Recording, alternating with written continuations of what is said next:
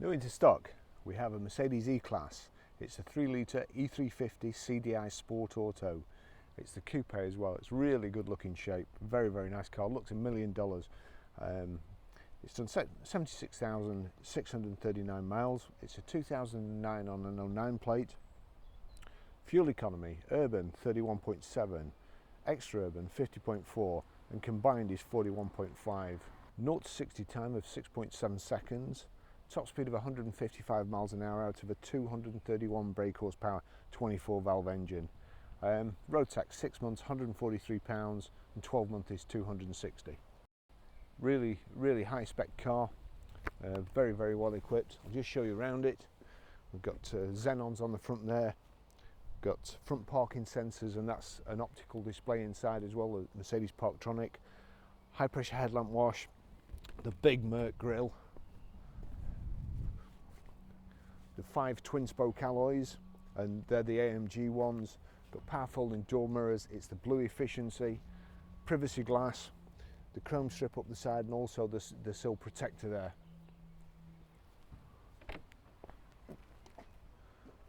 Got electric boot release off the key, and also there's a little switch just inside the driver's door there.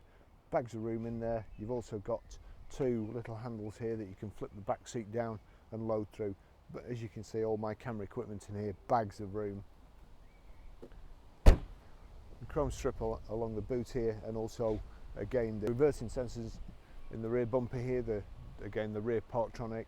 You can see there's a display just inside on the roof, which you can see in your mirror, your rear view mirror, when you're reversing.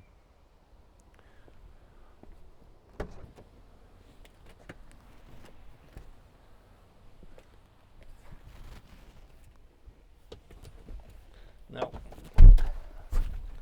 I don't know why I'm even doing this or trying, but whenever I get in the back of one of these 4-seater coupes, it always reminds me of a video of a guy called Super Dave Osborne I saw, who who went in a car and then supposedly a car crusher. I'll try and remember to cut a clip in to show you later. So I wouldn't say there's bags of room in here. It's only for 2 people. There's a partition in the centre here with cup holders in the centre and an oddments tray. The integrated headrest, so that's you can't move that up and down. You have got rear electric windows as well, and it's a pillarless coupe, so that's a good feature. You can have all the back down here. I'll put the seat back. I'm dreading doing this, to be honest. It won't come back anyway. That's all right. You've got to sit in the driver's seat to put it back. So if there was a midget driving this car, I'd have plenty of leg room. Otherwise, I wouldn't be so sure. But the car's beautiful. The back seats are like new. It's just a very, very nice car. And it's a lot of car for the money. It really is a big flash for little cash. It's a nice thing.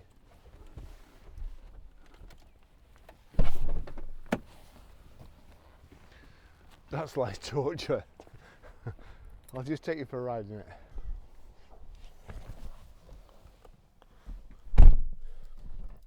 That's the Mercedes key there, as you can see. There's no blade, just slots into the dash there. Recognises the key, turns on. You're then presented with these, the seat belt. Nice and comfortable car. This car has got a digital service history. Now, it's got all the bills here, and honestly, that's the digital service history. It's taken me an hour to put it all together, really, going through all the invoices. But you can see that it tells you it's electronic service sheet. The only place you can find a date there is the 21st of the 6th. There's no details of who did it unless you've got the invoice. If you've got the invoice, of course, you've got to redact all the names, and usually it's a company car, so the invoices go to the accountant, who then claims the VAT back, so the invoices invariably get lost. However, on this one, right at the back, there's a stamp, so we've got that. Then Of course, I go through all the others, and they're just kind of service sheets here. Now, what I thought would be a great idea, instead of having all these and to save paper, what about if the manufacturers just gave you kind of a little book like so, with spaces, and every time you had it serviced, the service receptionist put the date and the mileage down and just stamped it in the right place. So I mean, that seems like a brilliant idea and a great way forward. Save all this paper and all the messing about checking. So well done Mercedes and everybody else who has digital service history. It's a joke. So here's what I managed to put together this morning. So 21st of 6 2010 at 14,566 miles, Mercedes Benz Wakefield. 21st of 6 2011 29,094 miles, Mercedes Benz Preston. 18th of 6 2012 39,780 miles, Mercedes Benz Preston again.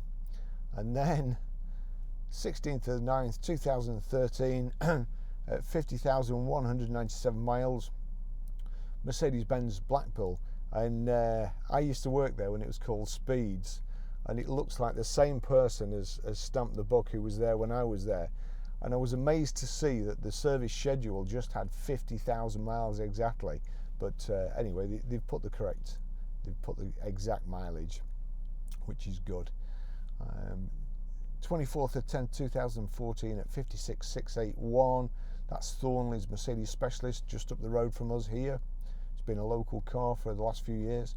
19th of 2nd 2016, 62,831 miles, again Thornley's Mercedes Specialist. And I know he was trained at Sicily Continental, and any tough jobs, any good diagnostic Mercedes jobs that we couldn't do, we always took to him, and he fixed them for us. So I can thoroughly recommend him.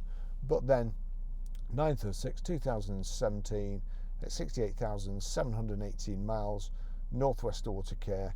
Car's done 76,642, and as you know, you may know, we use Northwest Auto Care, and they'll be doing another service before it goes out.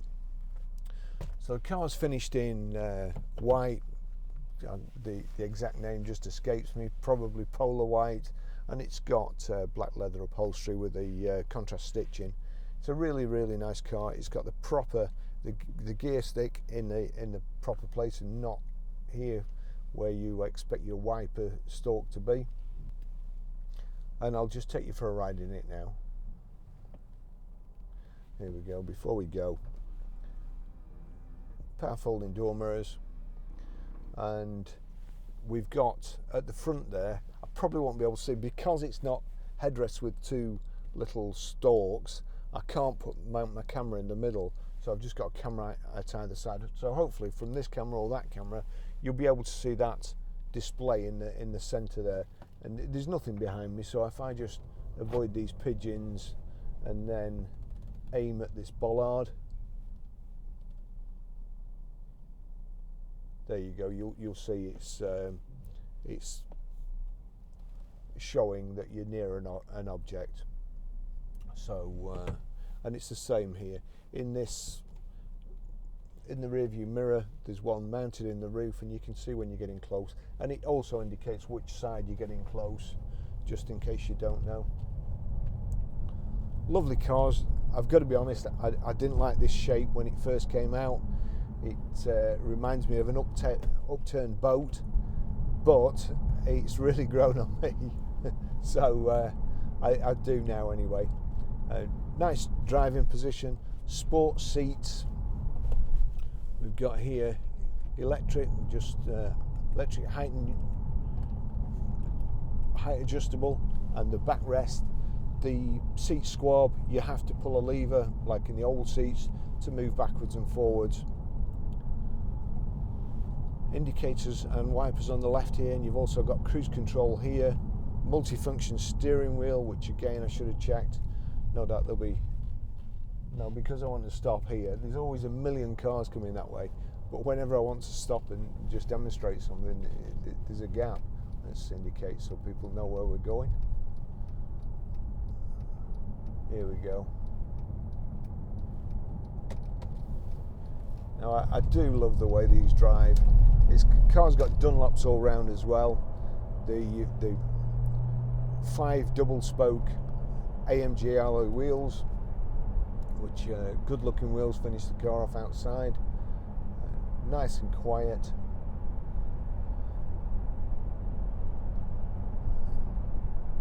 No bumps or knocks. Just put the aircon on, put that on low. Just test that. Yep, that's nice and cold already.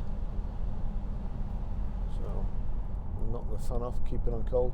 Got sat nav, Bluetooth hands-free, and then we've got paddle shift on the top here, so I can change up and down, plus and minus on the left. I sold a Mercedes C-Class to a friend of mine who has no interest in cars whatsoever. He doesn't care, just to get from A to B. And because he's a friend of mine, I didn't do perhaps a normal handover. He'd never had one before, not driven an automatic for ages, and he'd switched the radio on, was listening to a tune in his car, and decided he wanted it up, or wanted to turn it down. So he clicked the minus sign here. He thought these were the volume controls, and immediately changed down a couple of gears. So those are shifters, or as Jeremy Clarkson would call them, flappy paddles.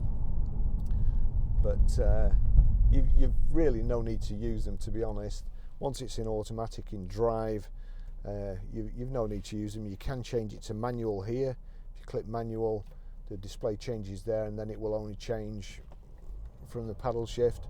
Or alternatively, you can change up and down like so by knocking the gearbox or the gear selector to the left to change down, and to the right towards you to change up.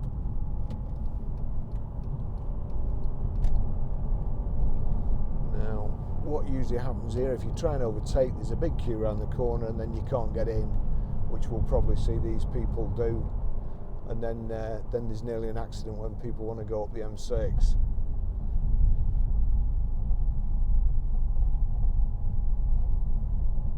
Yeah, there you go, he's just cut in, but he was fortunate.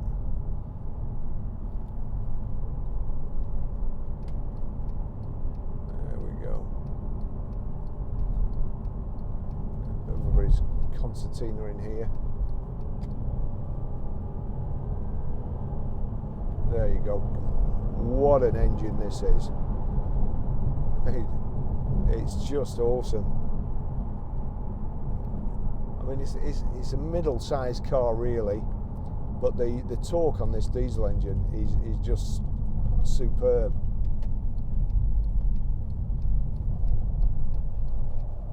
Lights on green again there, so I still can't show you the height and reach adjustable steering wheel. And we'll just check the door mirrors, click that over to the right. Yep, that's working fine. Click over to the left. Let's see, and we're clear again here, so up the M6.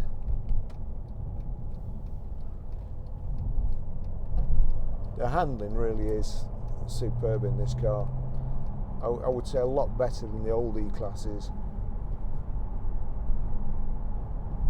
which, to be fair, just used to be built like battleships. It wasn't about handling, it was just about being in everybody else's face, I think. I've got a Mercedes Benz, get out of my way.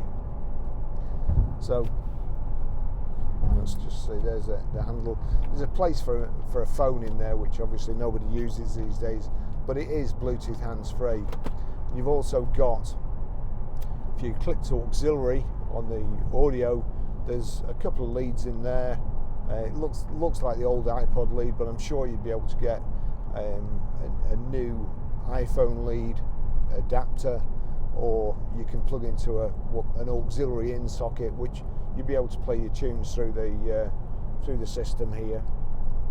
The car's really nice. Let's just see. I can't remember. Yep, that's one touch cruise. Just knock that up, and I do know it works as a speed limiter as well. I can never remember which way around it is. Usually get it wrong. Here we go. Let's let this guy pull in. And join the traffic. So 70 miles an hour at just over. Now I don't think we're in top there by any means, but so I'll discount that really. Would have been doing a lot less revs if I'm knocking it down now, and the revs are really going down. So that was I won't get up to 70, but I would imagine it would be doing round about 2,000 revs, but that is a guess. Obviously, I'm cocked up with the traffic.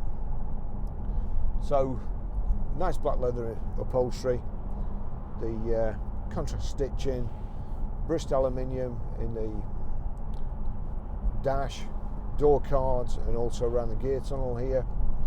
Got a little bit there, just finishes it off on the steering wheel. Really nice driving position. The xenons outside.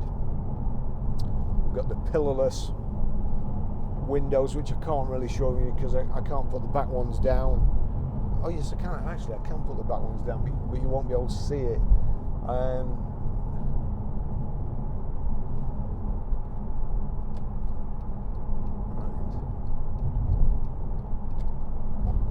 Now we always have to stop at these traffic lights. They're always on red.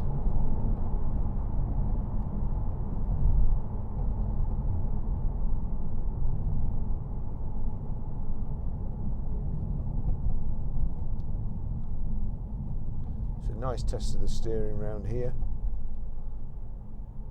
Let's just see if I've got time.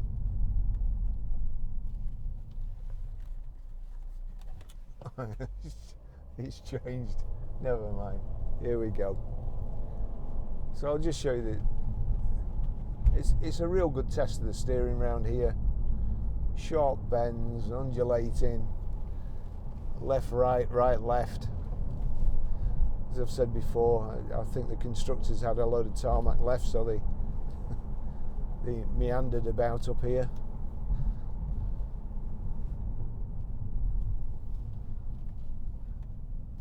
Right, let's have a look. So there we go. Height and reach adjustable, there we go. Just a catch underneath there. And the display, we've got fuel gauge on the left, far left. Then a clock, which is unusual to see in the display. Here we go. Acceleration is just lovely. Speedometer in the centre. Your information displays in the centre of the speedo. The speedo's on the outside, so it tells you what gear you're in. It has a coffee cup reminder there to tell you to stop for a drink if you're going too long, thinks you're tired. Outside temperature, your mileometer and trip counter, and then you've got a smaller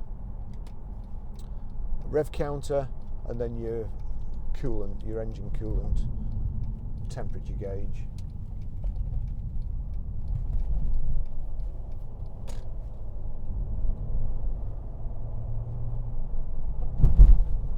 Right, again we've got couple of left to right, just test the steering for knocks and suspension. It's a bit bumpy here, and when you're loading the steering wheel you can usually feel any cracks or if there's anything wrong, but nothing. This is MOT'd until the 2nd of May next year.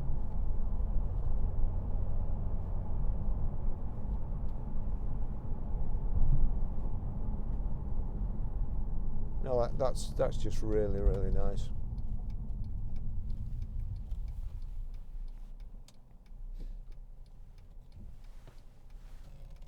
Oh god, this guy doing a U-turn there, what a knob. Now he's pulled out in front of that car. Ah, dear me.